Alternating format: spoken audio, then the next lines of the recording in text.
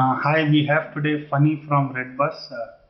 Phani may not be very well known in the uh, near circle, but Redbus is definitely a household name, and they have achieved it with very few advertisements just because word of mouth and stuff. So let's hear from him directly what he has to say. So Phani, why don't you tell us something more about Redbus and how did you bump on this idea? Oh, okay. On the idea, Redbus started as a need. I was working in Bangalore and my parents are from Hyderabad. So I used to go back frequently every weekend. And during Diwali of 2005, I didn't get a bus ticket from the regular travel agent. And he was unable to tell me if all the buses were full or he had association with a few buses and he could tell me status on those buses. But I didn't mind which bus I went by. I just wanted a seat. And he couldn't get me a seat. He asked me to go to another travel agent. I went there. That person also couldn't get me a seat. So I went to like a few travel agents and couldn't get seat anywhere. Ultimately, ended up staying in Bangalore for that long weekend. And this was the only thing on my mind. I was wondering how is this possible? Because in railways and airlines, the travel agent would tell me whether it's full or vacant, right? He wouldn't tell me, okay, I don't know kinds, right? So it bothered me. I went back to the same traveler and asked him what was the problem, why couldn't he tell us, etc. And all that. Then he told me it all works on paper and pen, and he can call up only a few bus operators because he cannot authenticate himself over voice. Right. With many bus operators, it's impossible, right? I mean, if a bus operator has thousands of travel agents, he can't recognize every one of them on phone. So he limits the number of travel agents. Right. Likewise, the travel agents limit the number of bus operators and things like that. So customer was suffering because there is that limitation of few people, right? So then for me, the logical conclusion for that is okay. Why don't we create a centralized database where we put all bus seats and travel agents can pick up seats first come first serve basis, which helps the bus operators because now they can reach to a wider travel agent network and helps the travel agent because they can reach out to wider bus operators. And both ways it helps the customer because he now has many options.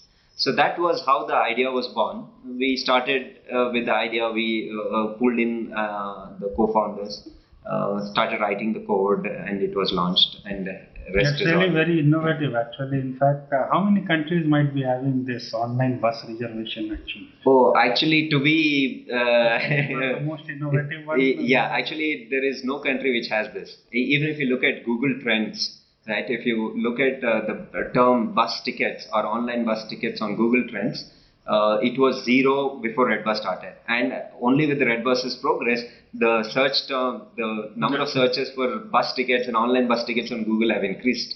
Wow. Likewise, so that says that there's nobody in the world searching for bus tickets before Redbus. That's really Yeah. great. So, what kind of challenges you faced initially, Funny, to? Okay, we are still facing challenges. I mean, every day there is a challenge at a different stage. I mean, initially we had challenges of bootstrapping, setting up, not understanding what to do, getting bus operators into this new thing, getting customers, sell tickets, and etc. Today the challenge is okay. Suddenly we realize we are about 200 people. So what is the org structure that should be? What are the skill sets that are there? What is the training that we need to give to people? The HR processes, finance processes, technology processes. So it's like a small time organization. So now the challenges is all this. I mean, one personal challenge for me has always been that company has always been growing at a faster pace than I myself.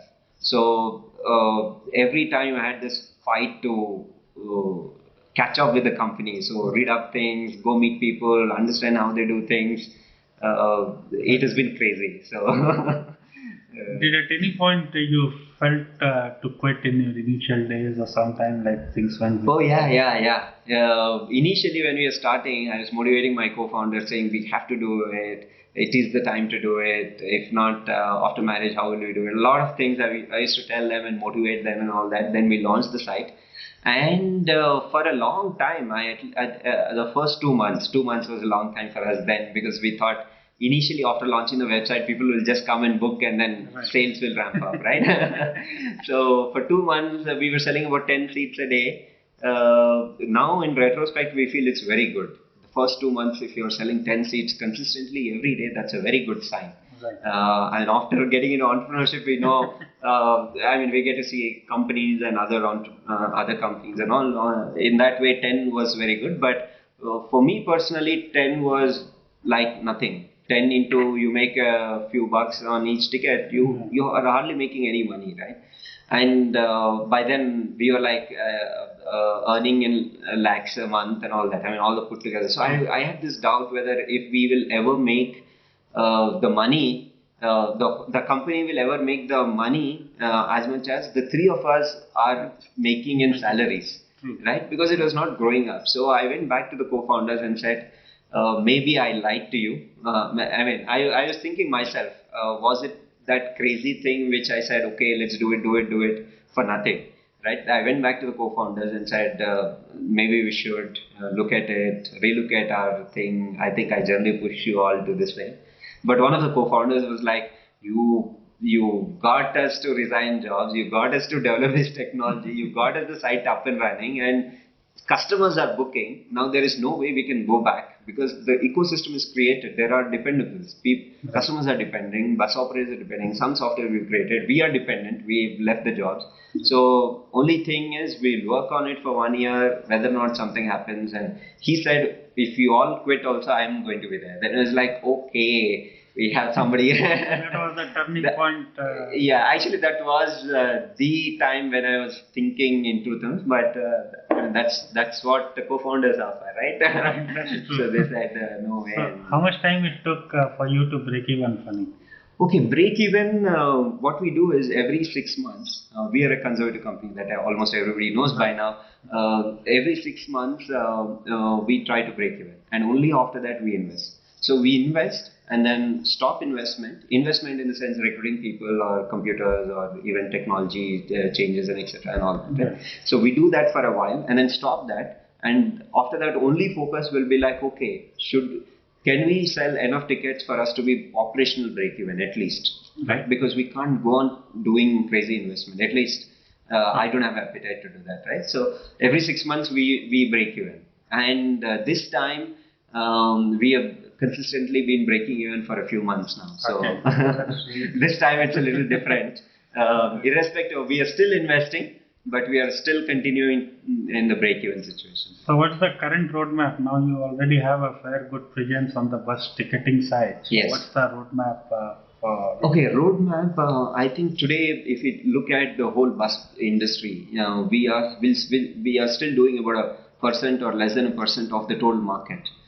So we have a long way to go in bus industry itself, and the very interesting things. All this while, maybe we were catering to only the likes of us, which is like an IT crowd and things like that, right? So now we realize, okay, there are the likes of our parents or the likes of our younger brothers who are studying or who are not very tech savvy or net savvy, I would say. They are tech savvy. For example, students, right? They are tech and net savvy and all that, but we have not created a product to them, or we have to mold ourselves to cater to that. And I am starting to believe that only if you pursue something to the end, there is a lot of learning. Otherwise, the learning is only at the superficial level. And we cheat ourselves by saying that, okay, we know everything in and out, but there is so much learning when we pursue it to the end. And I think today we have a lot of appetite to pursue it much further down. Yeah. So you're planning to take something to the offline as well, or it would be continuing on online segment only? Right? We have offline presence. We have in fact strong offline presence. Only about 40-50%, less than 50%. I mean around 40 to 45, 50, 49% of our sales come from online. Rest is all offline. This was also like 1 year into the business. Until then, we called ourselves online bus ticketing company, but our mentors. Yeah. So mentors, that reminds. So you were other day speaking about mentorship. Why don't you share something with our viewers as well? Okay. Yeah, I'm a firm believer in the mentoring program and being mentored and all that. When you're stepping into a new thing, you don't know what to do, how to do, and it's a strange thing. Anything is a strange thing, and especially with a company and an organization where there are stakeholders who are employees, customers, clients, shareholders, you don't want to take risk. You want to be aware as to what is going to happen and only then take calls because you have a higher responsibility now, right? So taking that seriousness into consideration, it is a must that people have mentors who have seen it all, done it all, who will guide us as to what is the next, right? That's why I strongly believe in being mentored, and we have gained a lot of things because we have mentored. A few quick tips on how to select the mentors and how to approach them? Yeah, sure. On selecting the mentors, I think we have to select entrepreneurs as mentors, people who have done at least one company.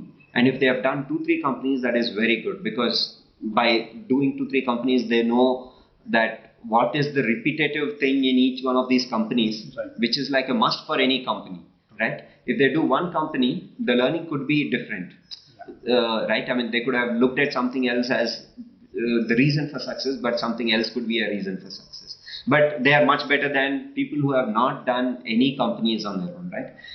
For example, a department manager or a GM of a big multinational company cannot probably become a mentor for an entrepreneurship company because that person has not seen the problems of entrepreneurship, starting from entrepreneurship. He has seen an management of an organization which is big and multinational and etc. So that is the suggestion that I would give. Other thing is you need to necessarily have somebody from your same specific domain. Like for example, if you are an internet-based company, you don't necessarily need to have an internet-based entrepreneur as your mentor. You can have a pharma guy, or you can have a Fab India, any one of these retail chains entrepreneur as your mentor. How do you get to agree them? Like, because since you are not successful and they are already done few companies, how you make them agree to mentor you? Yeah, I think that's the biggest thing that any entrepreneur does. Always sell about his concept to customers, to clients, to shareholders, to mentors, to employees. Excuse me. Initial days, he just has to do that, and I think if he's been able to sell it to his co-founders, to some customers, to some clients, it'll be easy for him to sell it to the mentor as well. So now, Phani, since you have already seen so many strides in Redbus itself, so would you be interested in doing some? I think you are already doing some mentorship. So how do people reach you or approach you for being mentored? Yeah, I keep coming to all the whenever possible. I keep coming to TIE events, NASCOM events, bar camps, Head Start events, and all these things. So there I bounce into people, and if somebody needs any small thing as to how do I do marketing, low cost marketing, word of mouth marketing, or how do I incorporate a company, what do I do, what is the next step, how do I get mentors, I answer them then and there. Some of them come over to office, so we meet up and I answer them.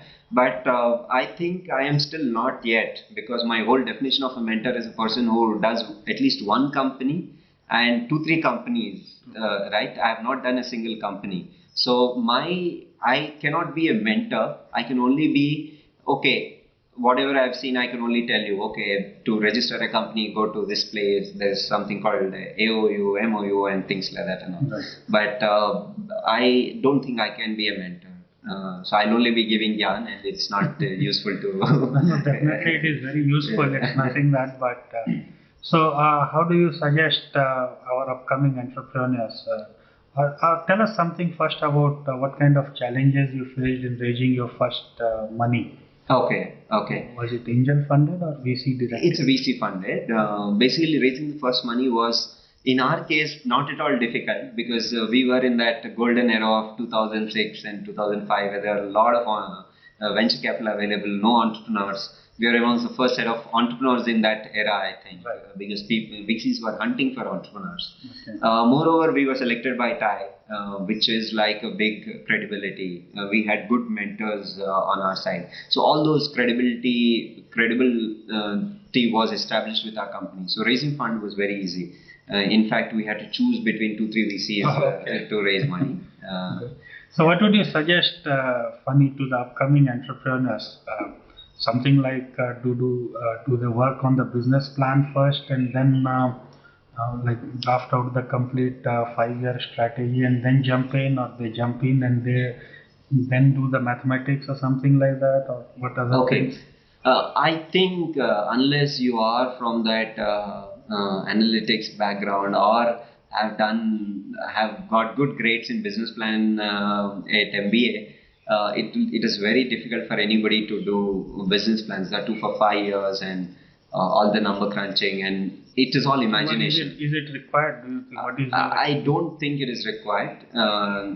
It is not at all required, in fact. Another tip that I can give you is actually any company takes much lesser money than you actually visualize. Companies can be built with almost zero money.